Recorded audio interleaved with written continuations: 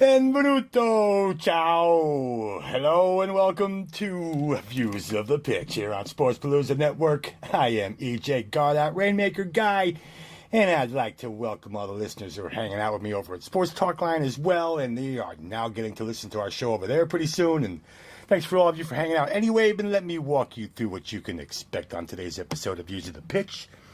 Right after I thank you all for taking the time to listen to the show, I'll be talking about the continuing season of MLS, and then we're going to move to the opening weekend of Italian Serie A, Lega Calcio. Grazie, ciao, thank you. Oh my goodness.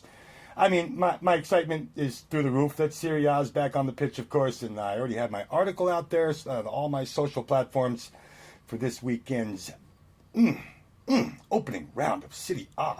Gotta love it, man. And of course, so much has happened since we were last on the Italian pitch. We watched Juventus take their 7th straight Scudetto.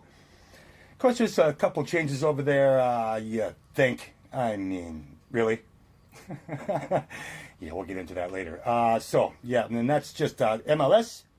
Serie A action I'm going to talk about today on the show, and luckily I'll just leave it at that, because if I start getting into all the madness and that second-tier Serie B in Italy, oh my goodness, of course the Coppa Italia is going on. Champions League, Europa League today was just going down. Oh boy, I had a nice day over there today. That was fun. Hey Basil, I know you enjoyed that day, brother. That's a shout-out to my friend Baz. All right, I really try to stick to those leagues. Honestly, it's truly impossible. I don't know how some people stretch their brain out enough to cover all those leagues in Europe and all those. I mean, there's so many leagues to cover, and I just try to keep myself within the European leagues that I know I can cover. I mean, my God, what? Africa, Asia, North America, South America, yowza. I try to keep my attention in MLS, Italy, obviously the Champions in Europa League, because beyond that, like I just said, how much beyond that can you go? I'm gonna be 50 next year. All right, now I don't have the brain to honestly dig my heels into all that football. It's just crazy. So at least I know it makes me that much smarter about the leagues I do follow, because I'm pretty strict on how my whole routine is around here, and that's my story, and I'm sticking to it, baby. Okay, so as I promised, let's get started. And I said I'd thank you, so thank you again for joining me. And before I get all Italian on you. Oh, boy. Man, let's talk about some what's going on in the MLS this weekend. Now, please note that there are 27 matches being played between this Saturday and the end of the month. We have 22 of the 23 clubs in action this weekend in MLS, and that's going to be following up the 3 midweek matches that just went down on Tuesday and Wednesday. And, of course, all 6 of those teams that played on Tuesday and Wednesday are going to be in action again this weekend. Orlando City will be the squad with the bye this weekend, so if you're looking for them, they won't be there.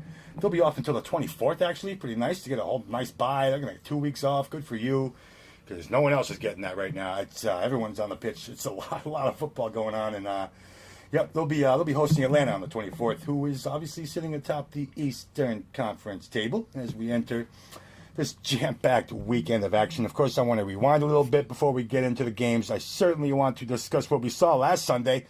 Hello. I mean, my God, the midweek matches were pretty cool too. But last Sunday, Seattle hosting Dallas. FS1, of course, Oscar Pereira. That poor Dallas manager, man. He just continues to hate anything wearing that Lyman Lemon Sounders jersey. About 12 games, and he's been on the sidelines against them and has won none of them. 2 draws and 10 losses. Ouch. So, after the 2-1 Seattle win, they just stretched their win streak to 5 games. That's like their longest win streak ever in MLS, I guess. I guess they had a longer streak back when they were in the 70s, when there was no MLS yet. But Seattle still had a team back then, of course. We all know that. But, it's amazing that they had 17 points as they entered that Cascadia Cup match with Vancouver on July 21st. Now, that 2-0 win obviously lit a fire under someone's ass over there. I mean, wow. Talk about playing well. Amazing that it really matches their best MLS win streak. It's amazing. Anyway, Open Cup results notwithstanding, too. They've obviously been a big part of the U.S. Open Cup. Anyway, let's start off with the match everyone's going to be focusing on. That trade with Acosta that's in Colorado. Baji came over to Dallas, and what does Baji do in his first game for Dallas? He scores. But what a weird injury. Now, out of nowhere, he just rips off his shoe, rips off his sock. He's pointing at his toes. And not even, 30 seconds later, Pereira's like, yeah, no, you're coming off the pitch. And he took him right off the field. So, man, guess now we're going to have to worry about that toe of his. I haven't really heard much more about it. Hopefully he'll be getting back on the field because they need him. Minnesota is coming to town this weekend, and that is no easy team to slow down. They're going to need Baji down the stretch especially. Anyway, how about then the Seattle game? Okay, so Lodiero scores on that set piece, right? Really, nobody felt like touching that. That was weird. I mean, no one touched it back of the net. Wow. Anyway, how about the announcers, man? And the referee. They all fell apart at the same time. I think they mentioned Lodero being snubbed by Uruguay. I mean, how many times can you mention that Lodero got snubbed by Uruguay for the World Cup, dude?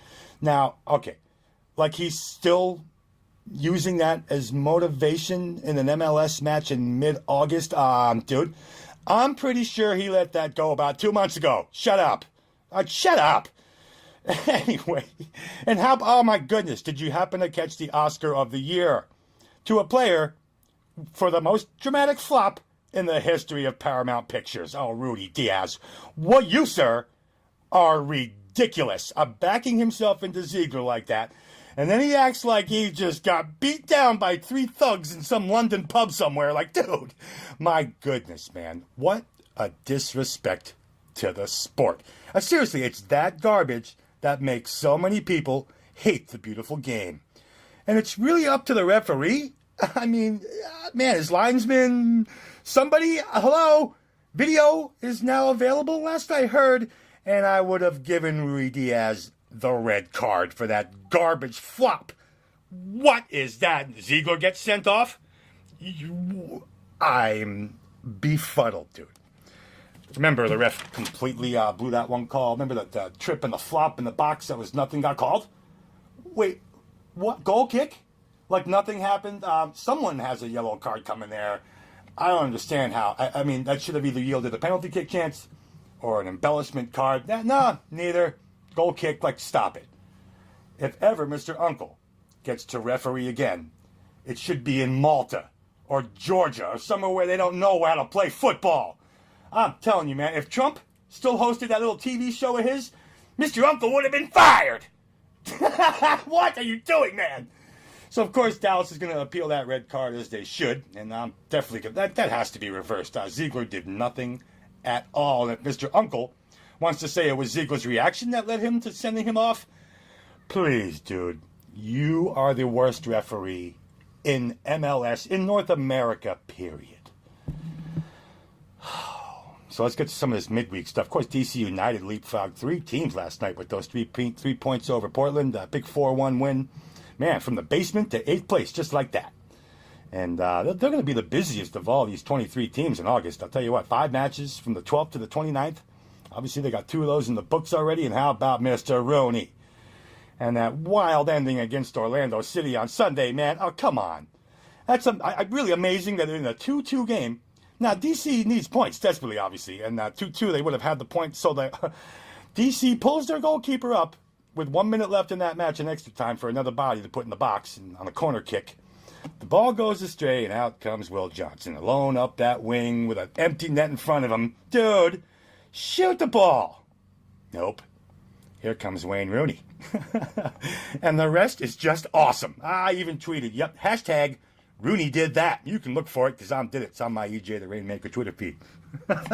What a crazy ending, too, man. He just takes the ball up, 2-3 touches, throws it up into the box, 3-2, Dallas, DC United drive home safely. It's a great match, man. I mean, those are the kind of matches you really want to go back and watch again because that was a pretty fun match, to be honest with you, man. I mean, of all the matches in MLS last weekend, the New York game obviously was pretty great. That game was great, but of course, despite a bunch of referee decisions, just my God, if I get started with all that disaster, we'll be here till tomorrow. So let's not do that today. All right, let's also keep in mind that Toronto and Vancouver locked horns in the Canadian Championships last night as well. Congratulations to the Reds for taking their 3rd straight Canadian title and their 7th overall. Of course, it wasn't exactly a jam-packed tournament. What are they doing? Why are they even playing that tournament? I mean, Toronto played 4 games. So did Vancouver. And there's your Canadian Cup, pretty much. Look, what? There were only 10 total matches played in the entire tournament. Obviously, no Edmonton anymore. I don't even know what the hell Blandville and Oakville even are. What? Okay, there's a major title with no real significance if there ever was one, and it's called the Canadian Championships. My goodness. Stop playing that. Just stop it. 3-4 teams. What? All right. What can we expect this weekend around the MLS landscape? Of course, 8 Saturday games will lead to the 3 Sunday matches, and Seattle will remain home. They're going to welcome the Galaxy. Boy, remember that rivalry, how great that rivalry used to be. And that's going to start Saturday's games. Actually, it's a 1 p.m. start in the afternoon local Pacific time, which is pretty damn early if you ask me, man. Wow, really? I got to play football at 1 in the afternoon? When do I, breakfast at 10? Ew, no. Amazingly, there are only 2 games of the 8 that are on Saturday that are being played on the East Coast. Philly's hosting NYCFC at 7 p.m. Eastern Time, and Montreal is going to be welcoming the struggling Chicago Fire to Stade Saputo, and wow, that's a 7:30 Eastern Time start. And Vancouver is going to have to suck up that 5-2 loss in the Canadian Cup Finals, fly back home to quickly prepare for the Red Bulls. Oh boy. Obviously, they're looking to hopefully steal that top spot in the East from Atlanta with a win. And, if Atlanta draws or loses, New York Red Bulls are in that first spot. So, let's see. Man, it's cool. One point separating Atlanta and both the New York clubs, 48 and 47, respectively. It's pretty nice over there, huh? Of course, we all say Salt Lake. 3 straight road games that began on Wednesday in L.A. Obviously, that didn't work out too well for them. They're going to be in Houston this weekend and in that Denver area to face Colorado next Saturday. Oh, my goodness. Of course, Houston's going to be getting half of their team back after all the 3 red cards against Sporting KC on August 4th. And they're going to have to find a way to get back on track despite that big win over L.A. to reach the finals in the U.S. Open Cup against Philadelphia. That'll go down on September 25th, if you're wondering when that U.S. Open Cup Finals match is. And, Philly will be hosting that in Chester, Pennsylvania. Again. Boy, they've gotten there, 2-3 times in a row now? Still no title. And speaking of absences, I mentioned that Real Salt Lake. My God, they're extremely beat down. I mean, my God, the injury list is amazing over there, although they really will they're going to get a couple guys back here pretty shortly, so keep an eye out for that. Portland has a tough schedule ahead of them. Plenty of travel miles coming for Coach Gio Savarese and the Portland Timbers. I mean, okay, so they just played D.C. last night and lost 4-1. They're going to head to KC this weekend and return home to host Seattle on the 26th, only to fly back to the East Coast to take on New England on September 1st and then go back home all the way to Portland on September 8th, and then they're going to finish out their schedule. Brutal, man. Home, away, and home, away. Just a brutal way to wrap up the regular season for them. And, of course, they're going to finish it in Vancouver. They will be the last game of the year as far as time and scheduling goes. It's, another Cascadia classic. And for anyone looking for some action, as I see it on Pinnacle, as I shoot this show, the DC United New England total is listed at 3. It's about -115, -120, and that will not last long. That price is going to jump. The sooner you even think about getting in on that, the better. I'll tell you what, because it's going to either go to 3.5, or it's going to be up at -140, and it won't even be worth your time. So you get that as soon as you hear this show. I highly doubt Sporting KC is losing 2 straight home games, and they've got Portland, like I mentioned before, and I mean it. +110 on the home side, 1x2 line. I see 3 more points for Sporting coming their way this Saturday. And NYCFC is getting +120 on the draw no bet handicap. Now that holds some value to me. Check that out. That's a great play for you. So okay, let's move to Italia. Benvenuto to a new campaign. City. Oh, man, I'm hoping you're going to be seeing my opening weekend preview. Like I mentioned, it's up on my Rainmaker site right now. Catch it all over the place. And, man, just in case you don't have time to read it, I definitely want to give you a little tune-up of what's going on over there. And, of course, I mean, let's talk about what happened in Juventus, obviously. There's a little-known guy. You might have heard of him, man. His name's Cristiano Ronaldo. He's a rookie to Serie A this year. He's a newcomer. Yeah, that's no newcomer, kids. Holy crow! I mean, really, Ronaldo. Now, all right, you lose Higuain. He goes over to AC Milan, and obviously Higuain is the one with all the Serie A experience. So I know everyone's going to wonder, how is Ronaldo going to do in Serie A with Juventus? Obviously, he's got a nice little cast around him without Higuain. Man, I mean, and then to lose Buffon, obviously the way they did, man, GG. 17 years with Juventus, and he's just, man, I think he just had enough. It's, even all the media, everyone's saying that he's just fed up without that damn Champions League title. And of course, winning the Serie A title and the Coppa Italia year after year. Maybe he's just bored of it. And of course, when Italy didn't make the World Cup, he was pretty pissed off.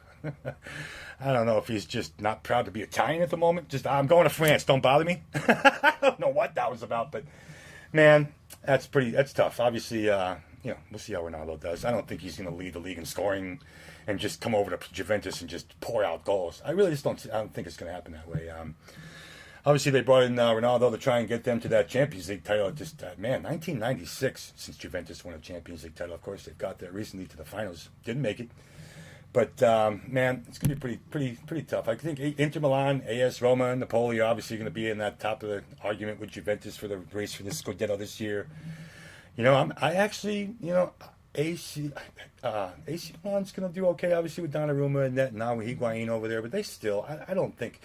Even the line setters are kind of saying AC Milan and Lazio are going to really not be the team that they were. I really think Lazio is going to struggle the most out of all the teams that we're used to seeing up in the top 5, top 6, and usually in some kind of tournament, be it Champions League or Europa League. I think Lazio is going to struggle this year. I really do. You look at that roster and you just think, okay, where's the real talent there? I'm sorry. I just don't see Lazio as one of those teams that's going to make a dent in any of the top 5 this year. I think they're going to be struggling somewhere in the middle of the pack all year. Of course, man, Saturday, Juventus is going to open it up against Chievo on the road. Heavily favored, of course. In that Lazio-Napoli match. That would be fun. Man, I think Napoli's going to walk in there and hand Lazio their ass to open the season. I really do. It's a nice price, too. They're plus 150 on that three-way line. That's some value there for Napoli. And AS Roma headed to Torino. They're listed at plus 115 on their three-way line as well. Oh, my. Okay. I honestly think AS Roma is going to be the surprise of Serie A this year. I honestly do. I think Serie A is going to be won by the Magica. La Magica! Of course, I have no problem with that, being a Roma fan since I was, 13, 14 years old, and now I'm 49, so yeah, a few years. Oh, man, and AC Milan's going to be hosting Genoa on Sunday, too. I honestly think Genoa is going to break the record for least amount of goals scored in Serie A this year. Who's going to score? Look over that roster and get back to me and say, yeah, you know what, man, I think you're wrong. I see some real solid strikers over there going to make a big difference. Yeah, I'm not going to see any of those posts, because if you actually post it on my site, you don't know what you're talking about. Yeah. All right. Of course, man, we already have a deduction. And, 5 points. 5 points already for Parma, huh? I mean, don't send any texts to anybody, people. That's all I'm going to tell you. I mean, you believe that you finally get back to Serie A, and then the Federation says, well, you're going to have to start 5 points back. Sorry. Ouch. And, of course, Frosinone made it back into Serie A. I really don't think they're going to last much longer than this year. They made it here, three years ago? I think it was 2016. For the 2015-16 campaign, they were up there, and they went right back down. I really don't see them lasting up here at all. I really don't. Anyway, some of the predictions I'm really going to put out there, like I said, I think Roma's going to take this title. I really don't think Frosinone or Parma are really going to survive in top flight this year at all. I think Lazio's definitely going to struggle. I just think Lazio's going to be muddling in that middle of the table all year. Genoa's going to struggle. I really don't think we're going to see the 1,000 goals. Obviously, 6 of the last 7 campaigns, we've seen over 1,000 goals scored. And I'm not buying into that this year. Obviously, with the Genoa issues and a whole bunch of guys moving around, some people leaving, I don't see 1,000 goals being happening this year. I know it's happened, obviously, like I said, 6 or 7 years, but not this year. Of course, I'm going to be offering my match-by-match predictions all throughout the year. You know how to find me, EJ the Rainmaker. You can check me out at rainmaker.sportspalooza.com. I'm on my YouTube channel, of course, as well. You find me anywhere you want to find me. I'm out there, and I want to be heard, and I want you to contact me. Hey, man, tell me what you think. I love that kind of stuff, man. It's cool to get some feedback.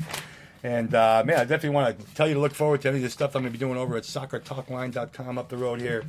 hopefully I'm going to be hanging out with them and doing some nice work with them. I've been hanging out with all those guys, and you guys are all pretty cool. I'm going to give a shout out to all the crew over there because I've already been hanging out with them. You guys are pretty cool, man. I'll tell you what. So, all right, let me get out of here. I am EJ, the Rainmaker, and I'm on Sports Palooza Network right now. And, yeah, thanks for hanging out with me. And you got your MLS, and if you want any Serie A stuff, City B stuff, Copa Italia stuff, of course, the Copa is going to be taking a break here until December. So, but Serie B is going to be starting, and there's so much going on in second tier. 3 teams gone, 19 clubs this year instead of 22. Issues. So, all right, let's get everybody out of here. Again, thanks for checking out Views of the Pitch, and we'll check you out here next time on Sports Palooza. Ciao and Boca Lupo!